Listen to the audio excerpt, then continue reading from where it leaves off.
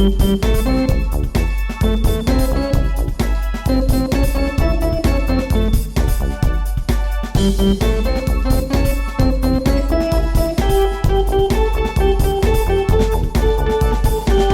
would seem as though.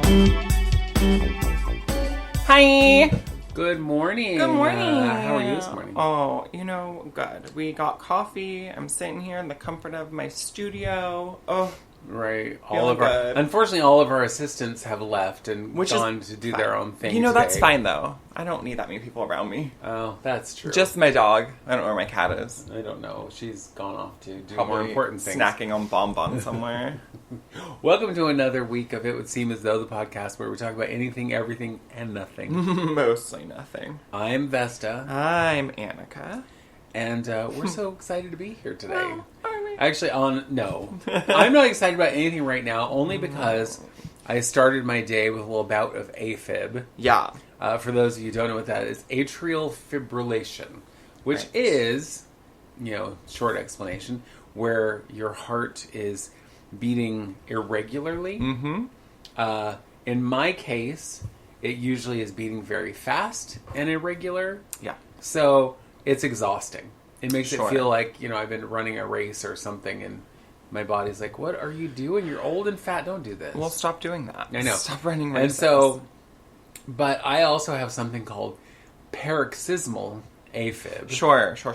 Which, layman's terms, just means that it comes and goes. Sure, okay. So a lot of people who have AFib, Mm-hmm. they go into it and they have to be cardioverted out of it.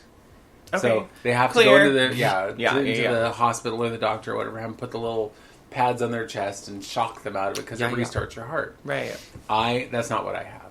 So mine comes and goes. I've had surgery for it, and it was... And you have been the whole... Yeah. Right? Oh, yeah. I've been cardioverted twice, Yeah. not counting surgery. Okay. Although that was... I find things that are really odd and horrible and whatever sometimes funny. Sure. When I went in for my surgery, my husband was talking to the nurse. Nurse said, I will call you every half hour, hour, whatever. Yeah. Every half hour and Let you know. update you. And he said, just start every conversation with, she's fine. Yeah. Unless she's not fine. Yeah. And then Don't lie to me. Don't lie to me. And so throughout the surgery, got his calls. She's fine. She's doing well. Blah, blah, blah. Surgery's going great. But then when I was in recovery and the doctor came in, I was like, okay, well, so you did great. Everything's great. Blah, blah, blah. I mean, we had to cardiovert you 6 times during surgery. Holy shit. And at that point, T is like, I'm sorry, what? You had to do who?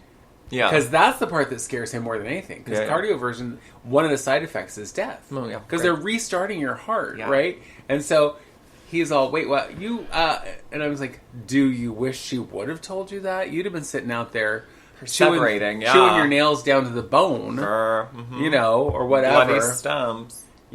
Right? Come back with all these little bloody stumps. Yeah. What happened? I ate my fingers. Well, I was snackish. I needed something to eat, so I ate my fingers. Yeah. Because, he's a bit of a nail chewer. Oh. Yeah. What? Yeah, I know. I never thought so. Right. You know what we should do? What awful parents used to do in the day? Just put hot sauce on his fingertips. He'll never chew his Oh, lips he again. never would come close. That's to what that. I'm saying. Being the man who can't take the spice. Uh-huh. It makes me think of the show. I don't know if you've watched all of it. Some parts are irritating, but Raising Hope. I really enjoy the show for the most part. But Mama, who's Cloris Leachman, is old, dementia. She bites people and shit. So they have this whole routine where they put hot sauce on their arm before they try to give her a pill because she'll try and bite their arm every time. I know. Very silly. And that's got to feel real nice having hot sauce on your skin. Probably. I'm sure. Considering it's, mostly pepper based. Yeah, that's fine. Is that not good That's for all right. That's good for your epidermis. It would certainly get your circulation going, right? So it would get some blood to the spot. That and one good. spot will be healthy. Yeah. So starting my day that way is just exhausting. Sure. And then, but it didn't stop anything. I still have to get up, get everybody off to school, get my husband off to work, all the things. Yeah. Because I would like to then just lay in bed until it went away. Yeah. But that's not an option. Sure. So, but as we were coming back from taking the kids to school and getting our coffees, and It's funny that we actually even refer to mine as coffee because it's basically hot chocolate or cold chocolate with some coffee flavor Yeah. in it. I know. A little coffee flavor on the edge of it there. Anyway, but at that point I went out. So I'm out of it now. Yeah. But I now need a big giant nap. It's exhausting, I'm sure. Yeah, it makes it super feel like you exhausting. fucking ran a marathon or something. Yeah, and this girl doesn't run other than my mouth. Oh, I was gonna say. I run my mouth. Uh-huh. I jump to conclusions. That's my exercise. You're really good at that. You, Absolutely. Olympic sports person for those sports. I mean, if they had that as a sport in the Olympics, I would be the gold medal winner. Yeah. I mean, come on You now. would. Every year. Yeah. I gotta. Yeah. Anyway. Yeah. That's That was all. it. That was our whole podcast. It was We're really done. fun today. It was so But I good. fucking hate you. No. No, just kidding. And we're enjoying another day of sunshine. I know, until tomorrow. Which Until is tomorrow nice, when the though. rain returns. But I'm okay with rain. But this has been pleasant because I don't like the sun. I don't enjoy the sunny weather because more people are out. The audacity goes up. Like, I just don't have the time, the energy to interact. Right. And I don't interact with that many people a week anymore. And so, the idea of going where there's going to be people, ugh. But I was like, oh, I don't feel so shitty. Maybe it's because, like, I have a house and everything feels fine. Like, my life is, like, fine, And so I don't have to go and be around all the people. I don't have to go do things I don't want to do, you know? Plus, you've been getting out to walk your little dog. Who, again, I told you, now, if I don't put her harness on her, she doesn't even want to go outside. Like, throughout the day, she's like, oh, you want me to go? Where are we going? No. You just need to go outside and go potty. And she's on, she's, what? But then I get over there, and she looks at me, or she'll stand on the porch like, you come in? We're leaving. No, we ain't going. Yeah, I'm not going anywhere. We have to wait, because your papa man wants to come home and walk with you, too. So, like, that's very sweet and all. We're all taking dumb walks for our dumb mental health. Fucking mental health. With your dumb dog. No, our dumb dog, yeah. But she's... No, you're very sweet. So excited. Other dogs get crazy, because Jean does this... I mean, dogs get crazy around each other in general, but Amelie Jean, she's little, and she has, like... it bends the matrix when she runs. You know what I mean? She's so quack. Wow, she's so fast. Ugh, stroke. She's so quack? What is she, a duck? She's so quack. Yeah. Is that like cool. Fetch? Yeah, she's so quack, you guys. Anyway. We're never going to make quack happen. I can't wait.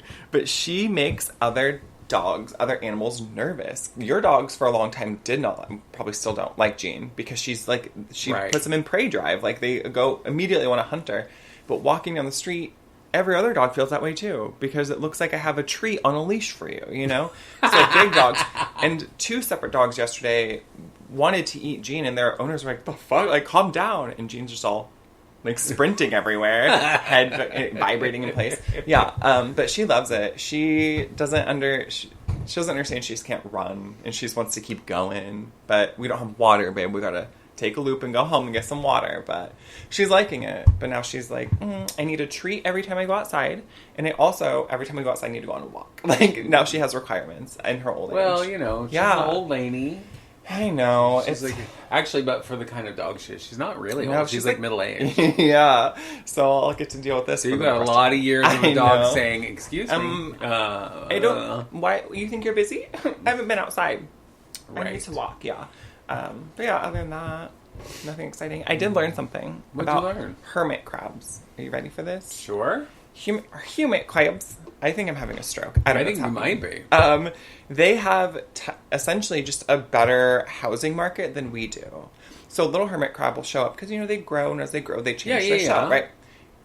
In the wild, even in captivity, if a hermit crab finds a shell, finds a new home, and it's not big enough, it'll, like, wait with a shell.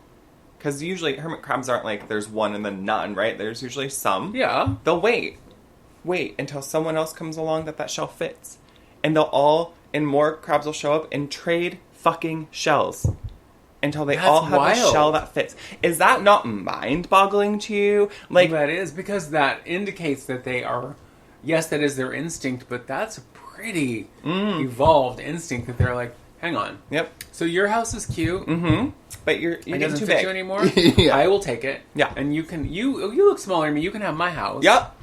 Isn't that crazy? Like, how is it that hermit crabs that people keep as pets or run wild. How do they have a better housing market than we do? We're like, Because- oh, you can't afford $2,000 for a studio? Sleep on the streets. You know what I mean? Right. Because this is with inflation and everything, there's no place, not a single city in the United States where a person can live on a minimum wage 40-hour week work week. No. Not a single city. And just a couple years ago, there were some, but now there's none. There are none. So it's impossible, like, fucking boomers and Gen X be like, oh, I'll get a job. Like, go fuck yourself, first of all. Everything is far too expensive. You can't live on your own unless you make buku bucks anymore. Like, it's nuts to me. And just how housing and rent has increased so substantially, it's insane. So I think we should just be more like hermit crabs. Well, one of the things I was reading this thing the other day because I do read occasionally. I have that skill. I don't believe you. Well, I don't blame you.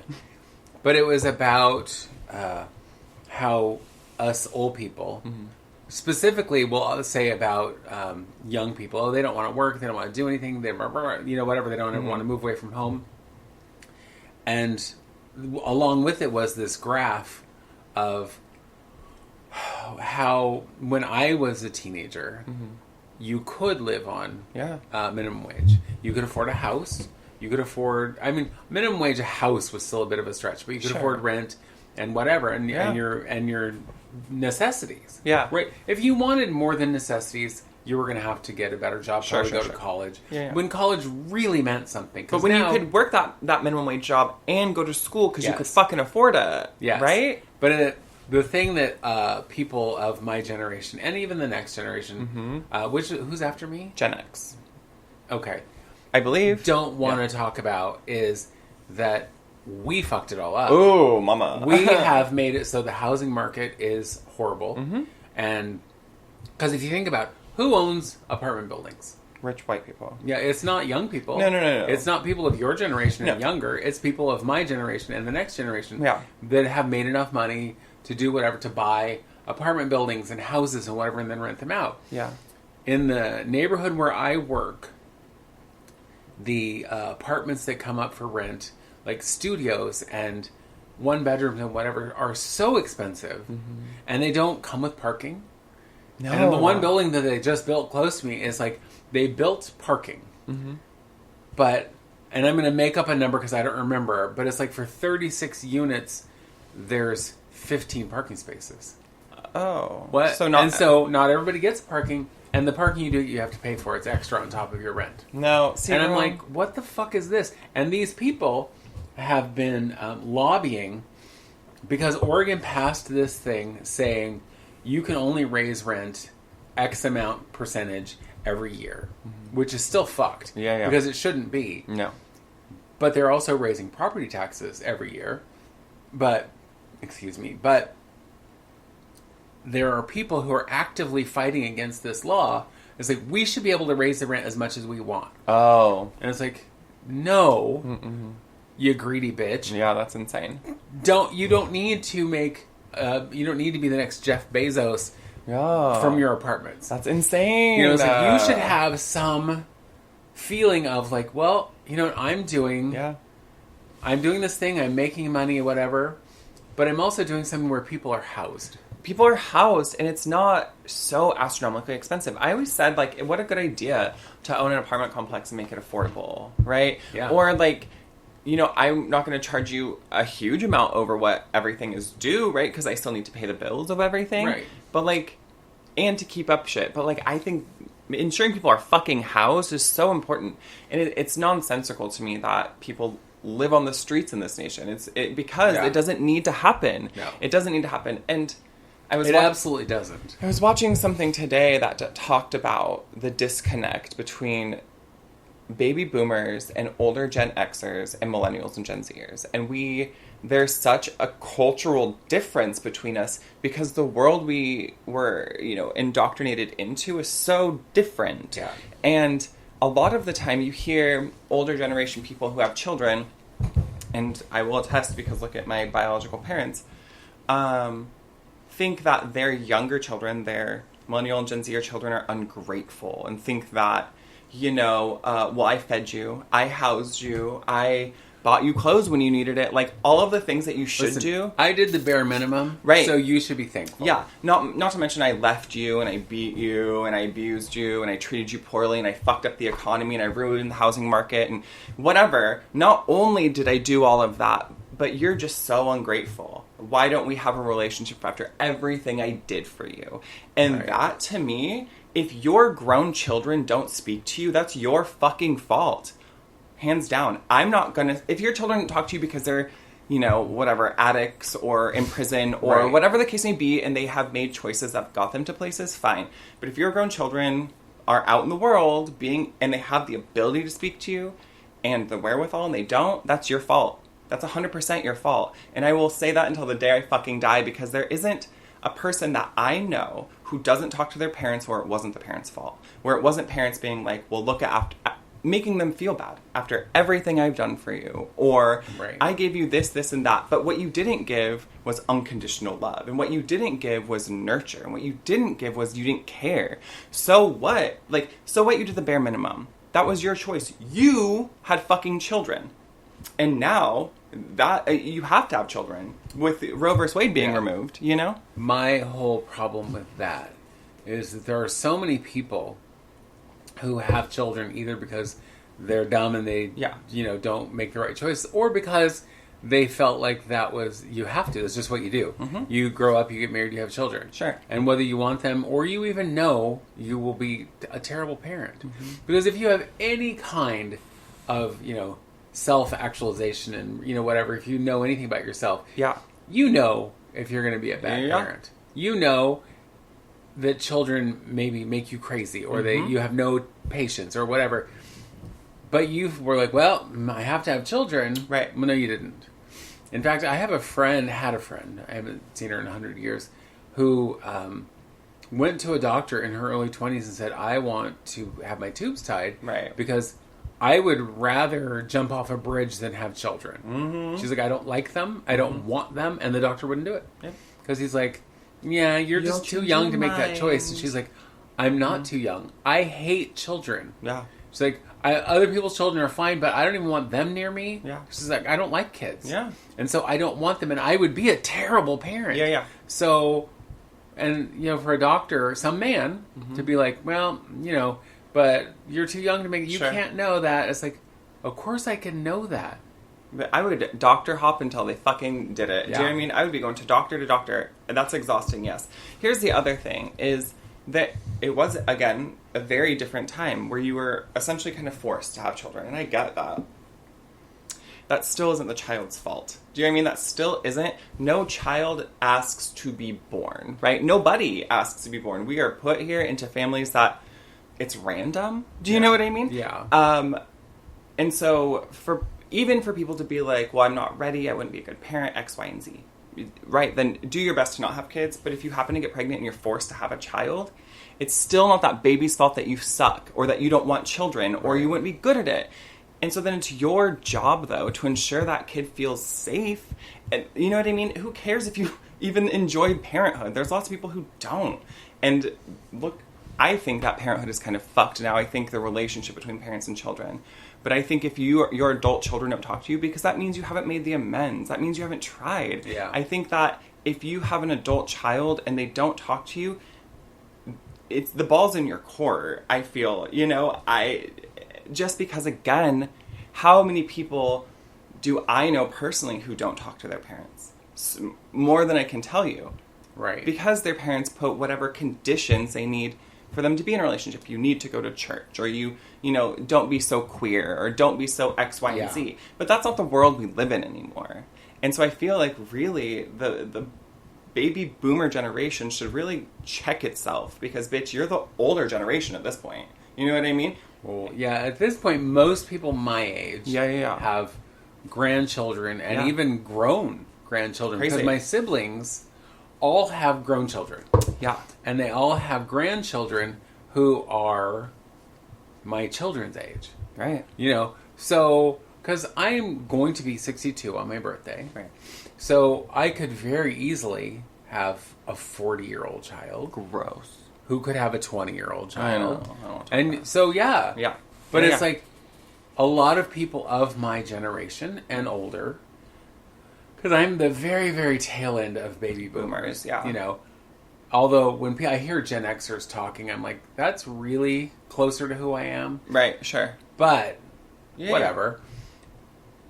But people of my generation are all the ones who are like, you know, what's wrong with kids today? Yeah. Well, you're what's wrong with kids today. Baby. You know, it's like, for listen, real. Listen, I know people, obviously. I have friends and family who have been fantastic parents and who have wonderful children. Who are they maybe going to be the most financially successful? Probably not, but they're happy. Okay. Yep. And happy people tend to be productive people. Happy people tend to want to do the good things and, you know, make their lives continue to be good. Yeah. Miserable people are just that. Yeah. They're just miserable, and it's like those are the people that are probably going to make everyone else miserable. Yeah, yeah. So, well, and I even think about, like, how many siblings you have. 400. And I think about most of them are not and were not good parents. Hands down. Most of them. Well, if I think about really all The ones of my you were raised siblings, with. the ones I was raised with. Yeah. 5 of them. I'm trying to think. Maybe your youngest? Maybe. Because of the ones I wasn't raised with, I mean, only one of them has children. Yeah, yeah. And she's great phenomenal. mom. Right. Yeah. Love you, Aunt Linda. But out of all of the aunts and uncles I was raised with, like, none of them. Do you know what I mean? Right. They weren't good parents. They were manipulative and shitty to their kids. They were addicts and they were abusers. Like, and so, like, that's my point. Out of all of the kids I saw growing up, there were few and far between that had parents that were good and decent and gave a shit. You know what I mean? It wasn't a lot of kids, and it wasn't a lot of families. So, one of the things, and I was having this discussion with someone the other day, one of the things about my generation, so when I was a child, Sure. children, like women, were property. So, Seen, not heard. when you abused your child, everyone kind of looked the other way because it's like, well, it's your child. I'm not going to interfere with how you raise your child. And teachers, who now, of course, are mandatory reporters, were always told, well, it's not your business. Don't you? Unless that child literally like came to school with broken limbs or something where you're like, okay, we can't ignore this. Yeah. We can't. This child's, you know, has their flesh burned off, or is and those are real examples. Yeah. Because in the book A Child Called It, the only time that anybody intervened was when he literally showed up to school with his flesh burned off his arms because his mother made him have his arms in vats of chemicals as punishment. You know, it's like, but people of my generation, children of my generation, were abused, were whatever, and nobody did anything. No one did anything. Because there were no laws saying, you can't beat your children. Yeah, what the fuck are you doing? Can't, and people, parents, still, there was a lot of corporal punishment, and everybody thought that was fine. Yeah. Hit him. It'll make him better. Right. Well, because if your child's acting up, what do? You hit him. Yeah. Because if you hit them, then they'll stop. Well, but then it also will make them, also, go, oh, I'm sorry, but I guess I'm deserving of being abused. And although we didn't use the word abuse. No, that wasn't a thing. But it was like, and then they're going to go on to abuse. Yep. And so it's like, but that's the generation I come from. Yeah. And I want you to know that growing up in small town USA, that is the one thing that drives me the craziest, is that small towns across the nation are squarely situated about a decade and a half behind everybody else, right? At least. So growing up in Carleton, we had cable and people had the internet when the internet was available, whatever. Portland wasn't that far away, but the country is the fucking country, boo. And as an adult, I have come to terms with, I've gone to therapy a lot, I've come to terms with a lot of the shit that I went through, right? We've talked about this a million times. The part that sticks with me is I went to school in the same school from preschool until 8th grade. Yes. And every single adult in that school knew. They knew who my biological father was. They knew my stepmother. They knew the house I lived in. They knew all of this. And I would be asked regularly, are they still bad? Is your house still whatever? Do you have power? Are you still being abused? These questions were question all the time because they were all aware and nobody did fucking anything. And that's what bothers me the most is in the 90s, in the 2000s, nobody thought it was you should step in. It's your goddamn job, and you just let me show up every day with scabies, with bruises, in dirty clothes. You know what I mean? Like, obviously abused, and you did nothing except be like, you good? Like, that's it. Yeah. Yeah, and that so you're surviving this? Right, and that to me is insane. And that is my beef with any adult that I grew up with in Carleton specifically, because people who saw it day in and day out and did nothing is... It's dumbfounding. I just don't get it. It's more so than like abuse that I endured or whatever. It's the fact that people didn't do anything. Well, and that so much was the thought of, well, you don't want to get in, you don't want to overstep your boundaries. You don't want to get into someone else's life. You don't want to come between them and their family. That's their business. Yeah. No. No. And the fact of the matter is, children, especially children, can't do anything to better their situation. No. Short of running away, which is not going to better their situation. It's going to get them out of one bad situation into another, probably. Yes. But it's like, you have to do something. Yeah.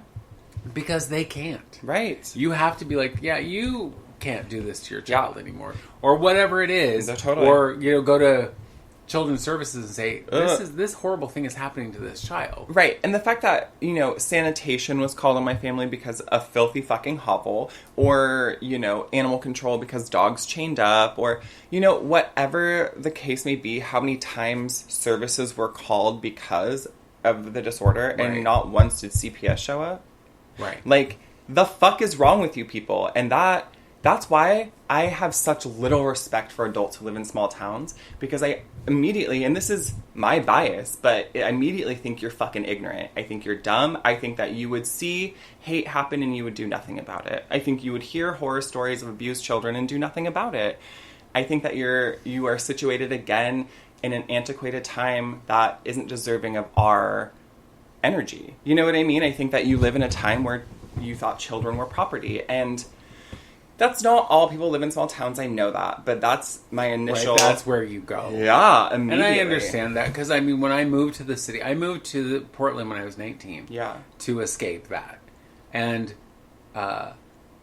I immediately developed this arrogance of, well, I'm smarter than you because I live in this city.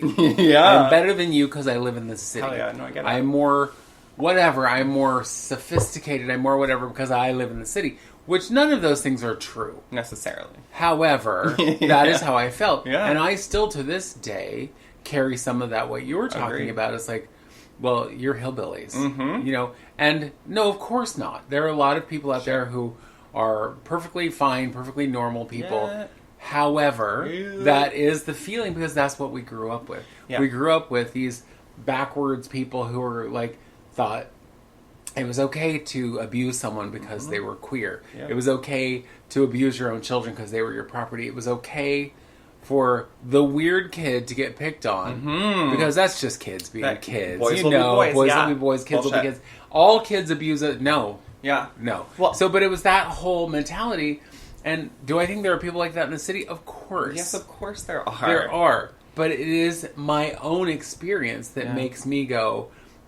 country, bad, city, good. Yeah. Which, of course, is ridiculous. Right. But there is some truth to it. It's the concentration of people, though. Who is concentrated in small towns? People who are like-minded. And so if you find one person who is a super conservative, Trump-loving, bigot, who hates black people, whatever, you're going to find people who align a lot with that, because that circle is very small, girl. Here... there are so many different elements to life, and there are different things that we would even consider things we didn't know, right? Because we grew up in a small town. Like, the first time I ever saw a woman wear a hijab was in Portland.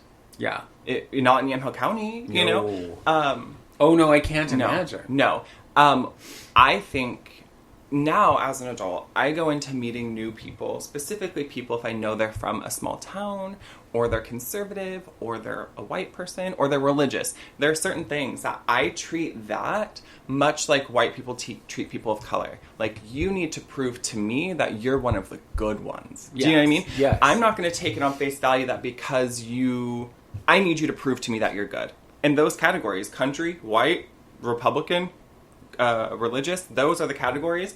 Immediately I hold a bias that you're ignorant. Immediately I hold a bias that you would vote against people that I love. You'd vote against me in legislation for your book or for your conservative ideals. Yeah. And I would much rather not know you than get to know you and find out that. So prove to me that you're a good person. And if you don't feel the need to, then don't. Then we just won't have that relationship. But I've been burned before, and I've known too many people to approach every situation like a stranger is just a friend you haven't met yet. Absolutely not. No. You know? No. No, and I agree with you. I feel very much the same on all of those things. Yeah. For me, a stranger is someone who should probably just remain that. Honestly, girl, bye. It's like, swerve. I'm fine with you remaining a stranger. I'm fine with that. You stay over there. Yeah. I'll stay over here. Yeah. It's good. Now, that being said, how then do people come together for a cause? How do people change what is happening in the world? How you have to, at some point, get together with other people and be like, okay, this thing is fucked up. Yeah. And the more people I can tell, hey, you saw this thing, right? Yeah. This is fucked up. Yeah. This has to change. And that, I think, also is one of my frustrations, because I was watching a clip of, I think it was a Senate hearing, and this person was like, you referring to Democrats, think that everybody on the right is ignorant and racist and this and wrong and blah, blah, blah. So we'll never get anywhere. You're right.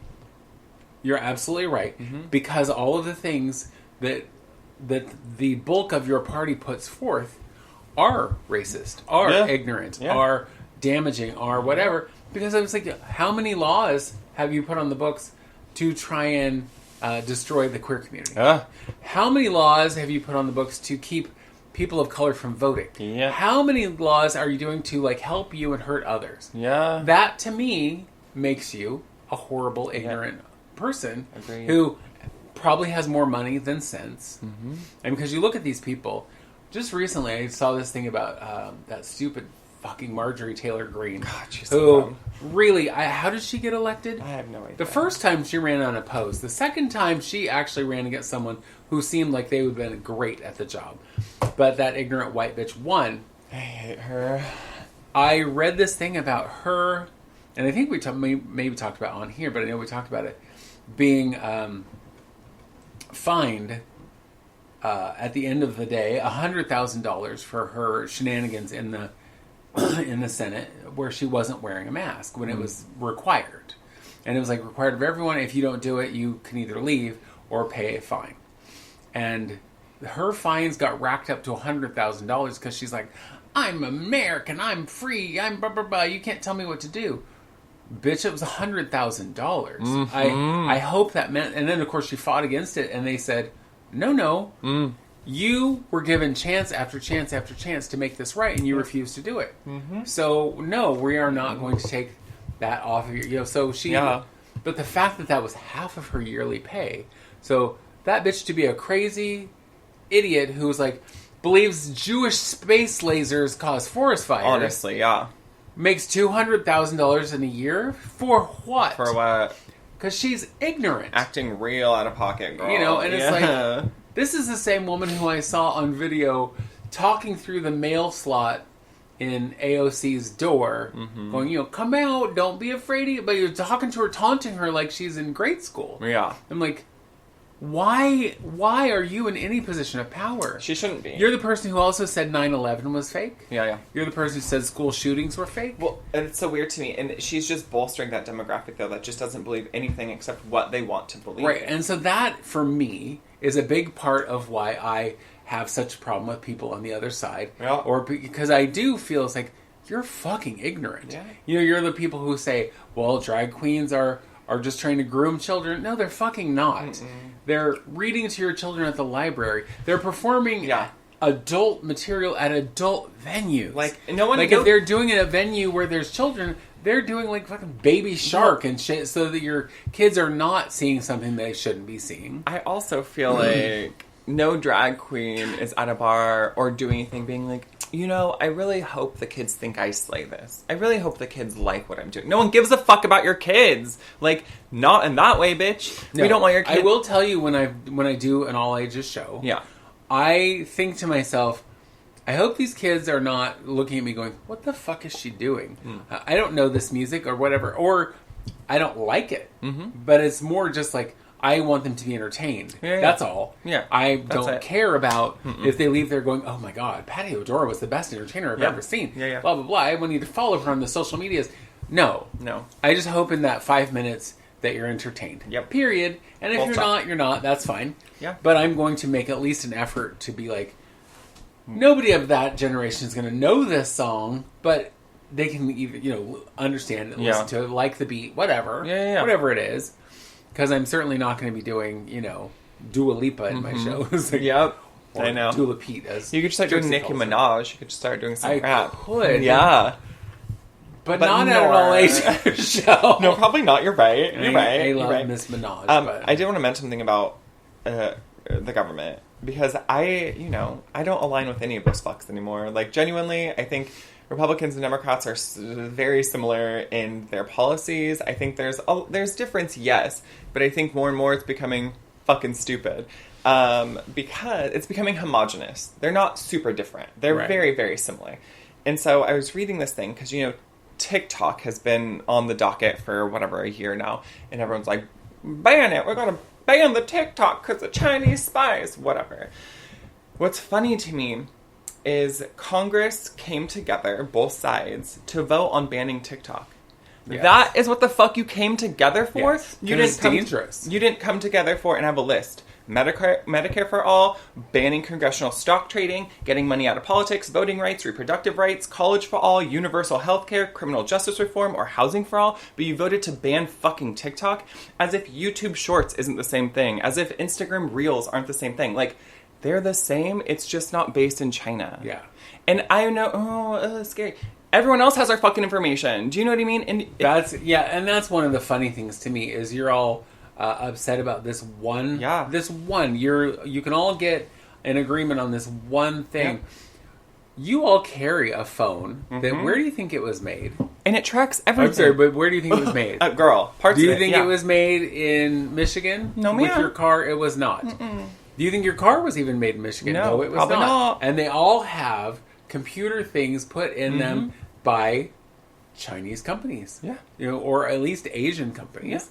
Yeah. It's like my car was made in Korea. Yeah. Whatever. Honestly. I don't care. No. But that little phone that you're carrying tracks every fucking thing that you do. So everything you look up, everything. And I know this is one of the things people say as a joke. It's like, you talk about something around your phone and then the ads pop up 5 minutes later. Yeah. That's not a coincidence. Yeah, bitch. But that's okay. Yeah. But the Chinese... But TikTok? Yeah, honestly.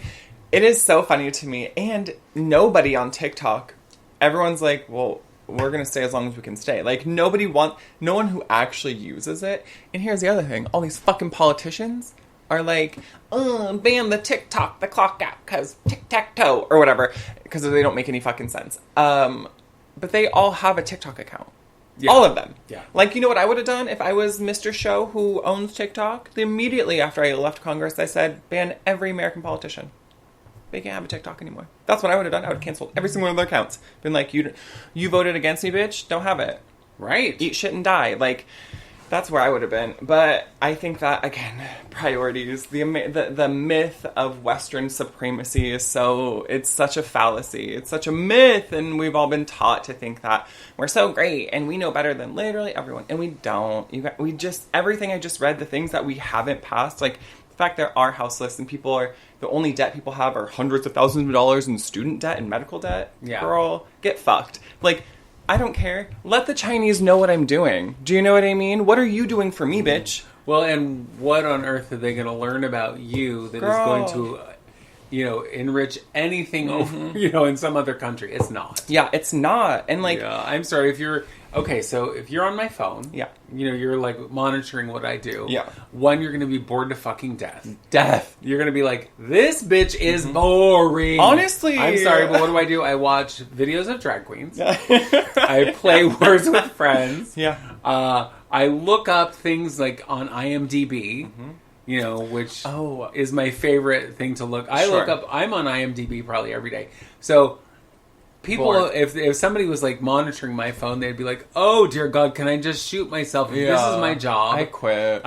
Yeah. I can't because she's dull as shit." One thing I was reading about is that there is talk that TikTok, the focus on banning TikTok has to do with how much it has been able to spread awareness about Palestine.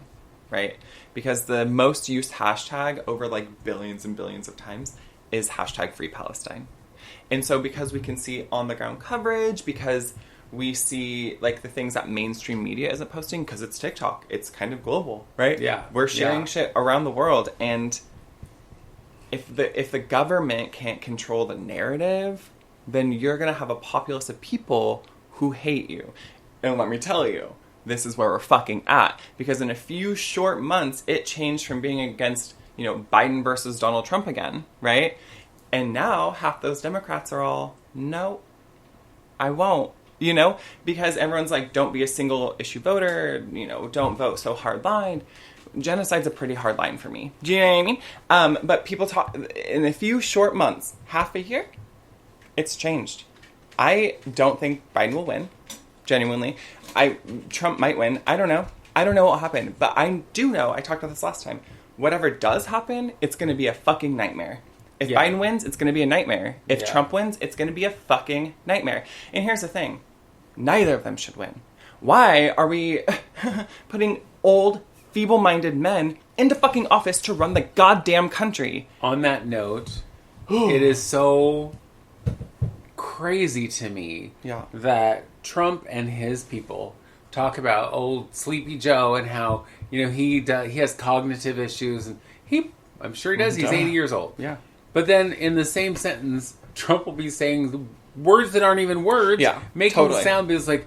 And then did you just have a stroke? Probably. What is happening? Here's to hoping. And he's like, you're not even saying words now. You're just making sounds. Yeah. And then you're saying words that don't make sense, or you're saying sentences that you're like, what? Yeah. And all the people are like, good for you. Yes, that zippity zoo. I don't get it. He's so great. He's still our president. He never wasn't president. And I'm like, that y'all are delusional. Dissonance. That you can't live in truth because it makes you too uncomfortable, so you just make up your own world is some bridge to Terabithia shit, girl. Like, excuse me, 49-year-old white woman from the South. Joe Biden is president because you live in a delusion. That's not my fucking problem. I heard him say, Trump, yesterday,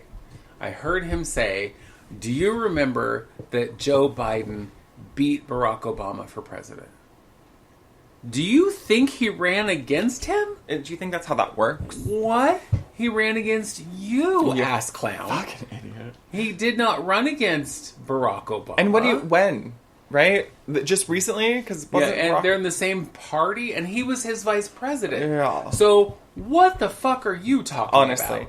Honestly. And why is no one saying, okay, well, no one on his side. Why is no one on his side going, no, this guy's dangerous. This guy, it's like, I'm trying to think who it was. Who did I see the other day? Pence. Mm-hmm. Who was his vice president. Yeah. When he was on Fox News, and Fox News is so far up Trump's ass. Yeah. That it's it's not even news. No, it's not. But he was on there, and the woman who was interviewing him was like, so are you going to support Trump? And he's like, no.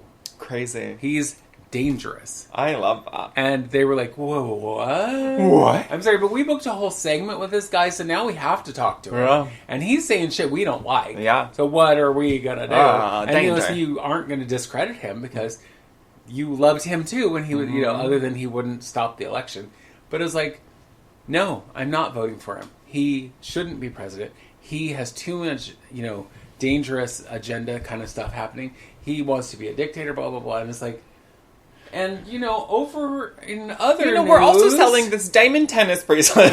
Right. They suddenly turned into Cubans. Change subject. I need an adult. Yeah, honestly, scary times. I hear that. Well, and what I've seen about just anytime Joe Biden gives a speech, it's just he has that old man thing where he loses track of thought. And he's like, speech. And then he's all, well, anyway, and change the subject. And, sure, that's just an old person thing. I don't want that in my fucking leader of my country. No. Do you know what I mean? Well, and I just think that once you get to a certain age, there's a retirement age for a reason. Girl. And I don't think that everyone at 62, 65, 67 has to retire. No, but you shouldn't be in charge of a country. But you shouldn't be in charge of... you should no longer be running the company. No. Or running the country. Or doing whatever. If you want to still work, cool. Yeah, do your thing. Cool beans. Sure. But...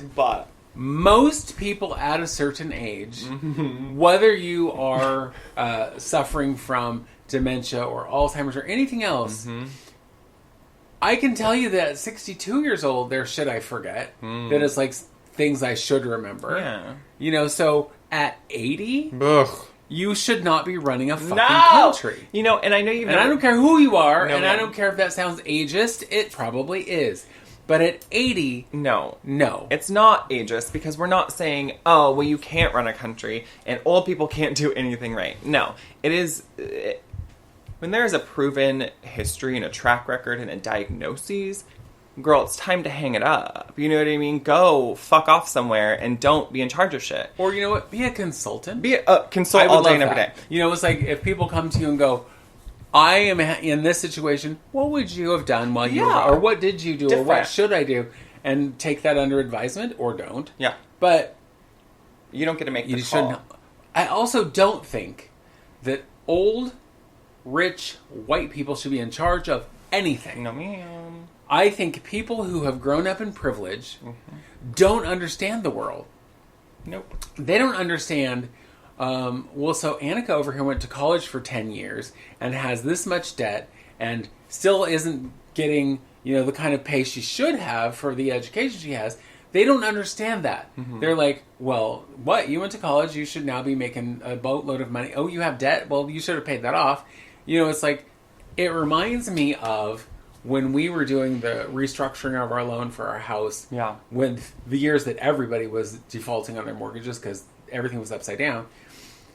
And the woman at the mortgage company who said, we can't restructure your loan because you have too much debt.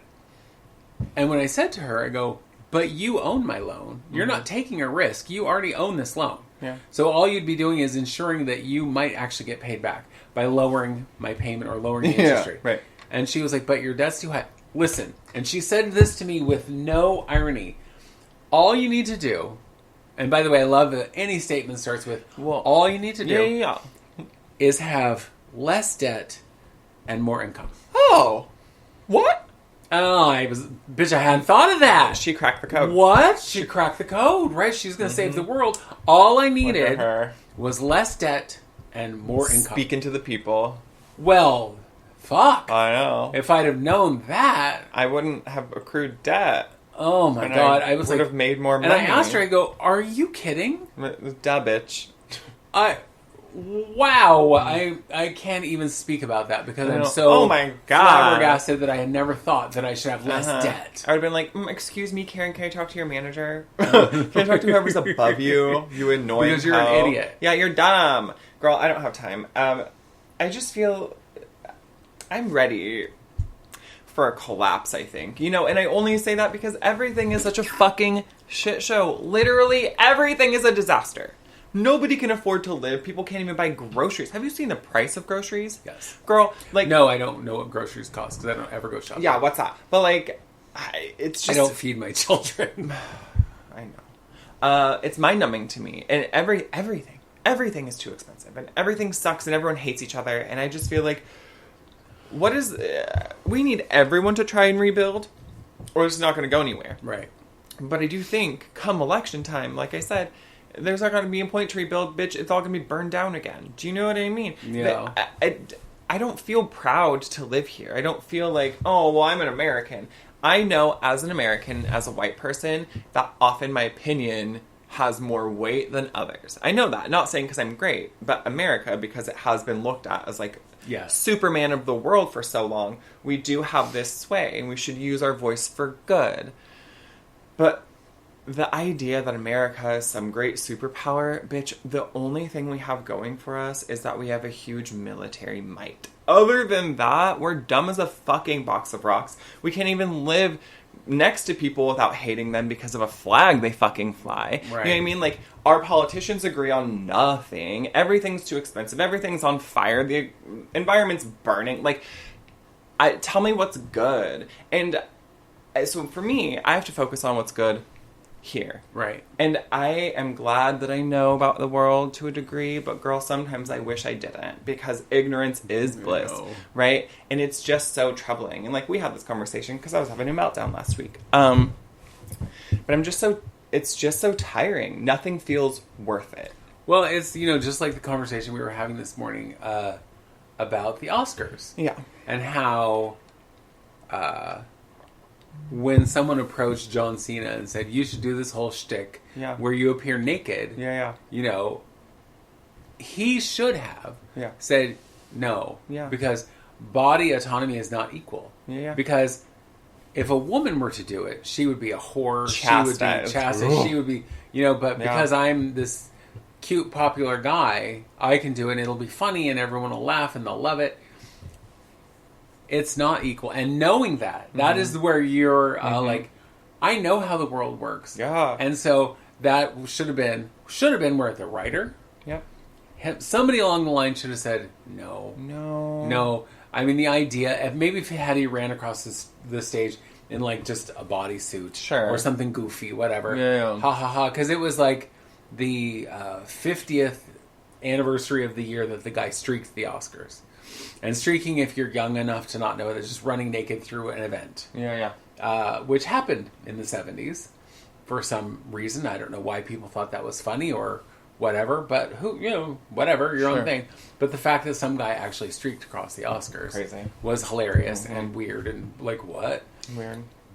But it is that once you know more, then you start looking at those things and going, okay, in concept, that's funny. But let's look at kind of the cultural thing. Because I watched, or I saw this thing where it was like, people talking shit about these women who were at the Oscars who were showing, in their opinion, too much flesh. So stupid. This man is buck naked. Yeah.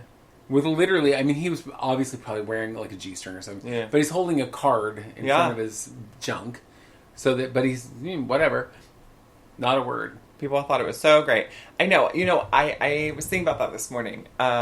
Because, Gavin, my man, he recently shaved his facial hair into this, like, intense mustache that meets sideburns. So his presidential one? Yeah, and I keep calling him Mr. President. But he, the other day, was wearing, and he, like, boot cut, not like skinny jeans, but, like, normal fitted, relaxed jeans. But they're, like, Wrangler, right? That's the brand. And then he was wearing a flannel and a flat bill hat with his mustache, and he's blonde and blue-eyed and a white guy. And I said to him, if I saw you without knowing you, I would avoid you because of my bias. Because seeing this big white man with blonde hair, blue eyes, with that facial hair, wearing what he's wearing, he's a bigot. You know what I mean? Mm-hmm. He's a racist. He's a bigot. Well, because we saw 100 of that in the country. Girl, and we see men who look like him at Trump rallies. Yes. Like, I would avoid him. And so... And why? Why would I avoid him? Because of what he presents to me, right? Yes. And I think that is important. Is everything we do, we need to remember, like, the social, cultural, and historical context in which we show up. Yes. So if I showed up into a barbecue or an event that was all black people, I would be looked at with some hesitation. One, because I'm white. And what are you doing here? One, if I was invited, different. But, like, if I just showed up just to be here, like... But even if you were invited, there's going to be a lot of people going, why is she invited? Who invited the white girl? Yeah, because I'm going to bring white women and the issue between white women and the black community, because white women's tears, getting black men, white women are the victim in every situation. So black men are then arrested or lynched, and black women are aggressive and angry, right? That's like the whole stereotype. So it's important, I need to be aware, we all need to be aware of what we bring forward to the conversation. My intentions are good, and I try to make sure my impact is just as strong. But being a white person, I show up to, an event with mixed races. Sometimes I will be looked at as the enemy. And I'm not saying that's bad. I just have to be aware of that. Yeah. We all need to be aware, like, there has been historical and cultural tension between white and black communities throughout history. So to be somebody who is not self-aware of that and doesn't bring that to the table, that contextual understanding, you're missing the point, right? And so that was my point with Gavin, was like, he brings everything to the table that I, in my mind, being biased, seeing this white man dressed how he's dressed, bring to the table everything that I don't want. You know what I mean? Like, you're white, you're part of the patriarchy, you're probably religious, you're a redneck, like all these things that I do not value.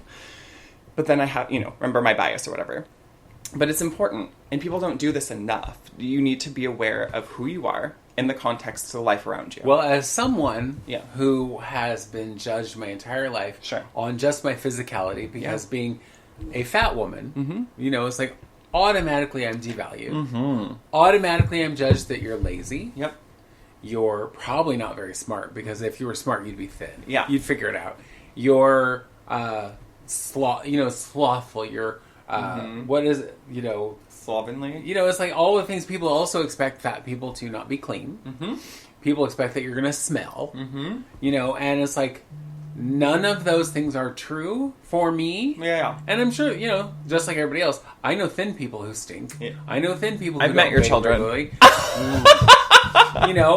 But it's like, I have my whole life been judged on what I look like. Yeah. So I understand that whole bias and how dangerous it is, Yeah, it is true. And so I just think being aware of that, have your biases. Everyone has them. You can't really help it. But let that be the thought that you have that's fleeting. Let the next thought that come out be growth. Do you know what I mean? Let that fleeting thought of bias be what was taught to you about fat people, what was taught to you about white people, about black people.